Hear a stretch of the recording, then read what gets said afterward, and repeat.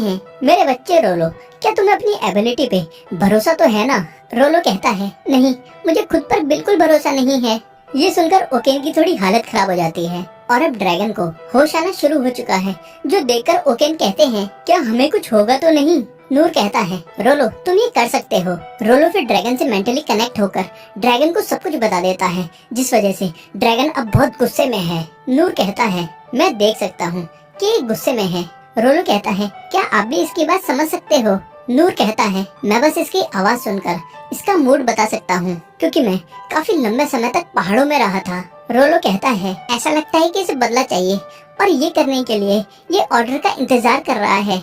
Oaken ये सुनकर surprise हो जाता है, क्योंकि ओकेन को लगता है कि रोलो ड्रैगन को कंट्रोल कर सकता है, लेकिन असल में ड्रैगन को नूर के ऑर्डर का इंतजार है। फिर ड्रैगन बहुत जोर से दहाड़ता है और रोलो कहता है, ये कह रहा है कि इसे बदला चाहिए। नूर कहता है, ठीक है, फिर जो भी ड्रैगन पर सवार होने वाला है तैयार हो जाओ। ये सुनते ही लिन और इनेस आगे बढ़ते हैं और नूर सरप्राइज होकर कहता है, क्या तुम दोनों भी हमारे साथ चलोगे? लिन कहती है, रोलो के अलावा कोई भी ड्रैगन से बात नहीं कर सकता, इसलिए मैं और इनेस रोलो को प्रोटेक्ट करेंगे और आप भी हमारे साथ चलोगे ना सेंसे? ये सुनकर नूर सोचता है, मैं चल तो सकता हूँ, पर मुझे ऊंचाई से डर लगता है, लेकिन मैंने ही ये आइडिया सजेस्ट किया है और रोलो को इसका हिस्सा बनाया है, इसीलिए अगर मैं नहीं चलूंगा तो ये थोड़ा अजीब लगेगा। और फिर नूर बड़े खराब मन से कहता है, ठीक है, मैं भी चलूंगा। लिन कहती है, thank you so much sensei, क्योंकि आपका हमारे साथ चलना ऐसा है जैसे हमारे साथ 100 लोगों की ताकत जुड़ चुकी है।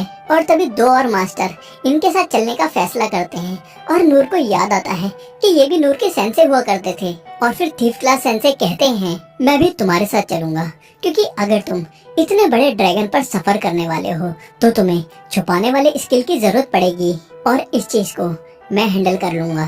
तभी वहाँ पर किंग क्लेस और लॉर्ड रेन भी आ जाते हैं और लॉर्ड रेन कहते हैं, मैं भी तुम्हारे साथ चलूंगा।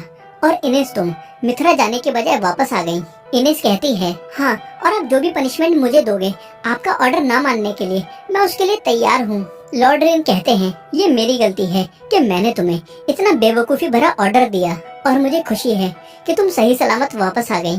और फिर सब जाने के लिए ड्रैगन के ऊपर चढ़ जाते हैं और किंग क्लेस कहते हैं, रेन, वहाँ पर जो भी फैसला लेना होगा तुम उसके इंचार्ज होगे। और नूर, मैं तुमसे माफी चाहता हूँ तुम्हारी बार बार मदद मांगने के लिए, लेकिन एक बार और इन दोनों का ख्याल रखना। नूर कहता है, हाँ बिल्कुल, चिंता की कोई बात नहीं है और हम लोग बिल्कुल सही सलामत वापस आ जाएंगे। और रोलो फिर ड्रैगन को उड़ने के लिए कहता है और फिर ड्रैगन उड़ान भरता है और ये लोग किंग डेरिडास को पकड़ने के लिए आगे बढ़ते हैं।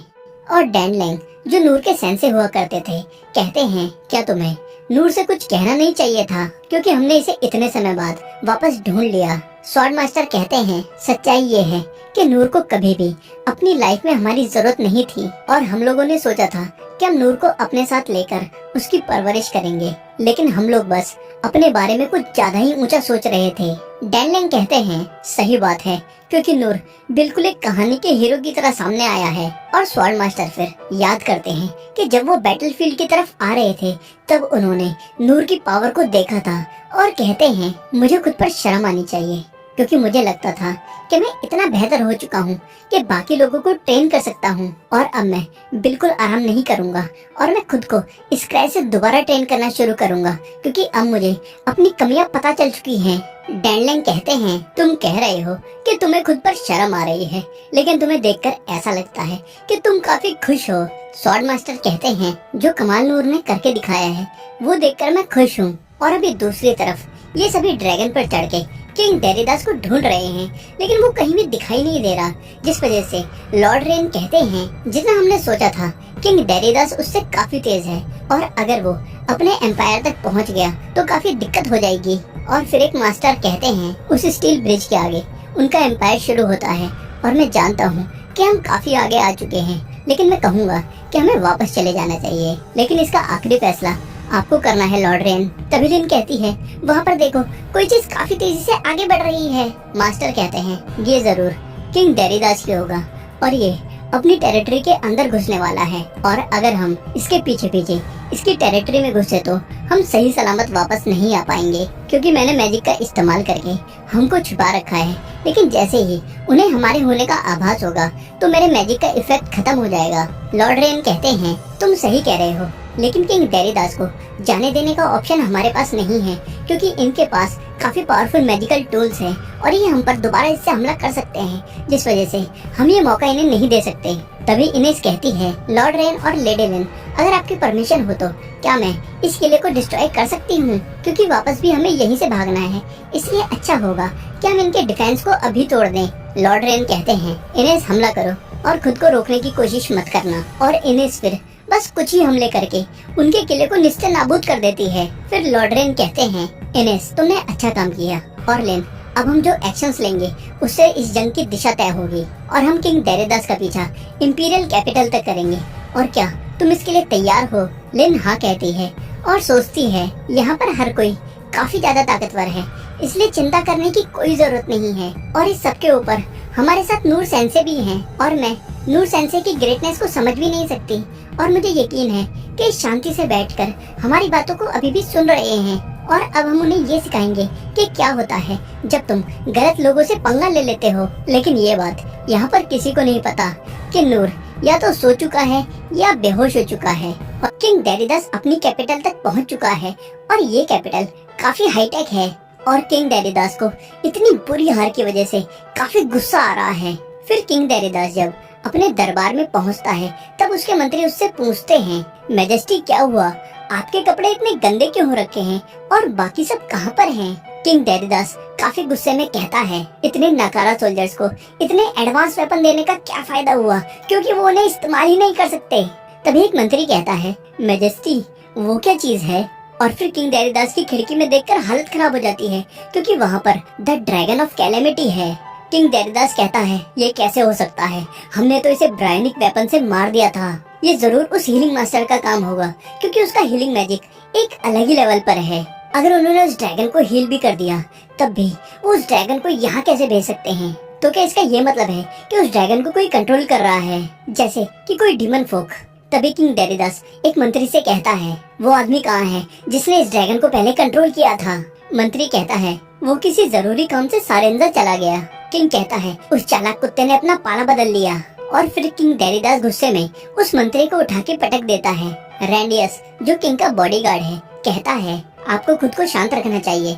किंग डेरिडास कहता है, तुम बेवकूफों की तरह क्यों खड़े हो, और जाओ इस ड्रैगन को रोकने का कोई प्लान बनाओ।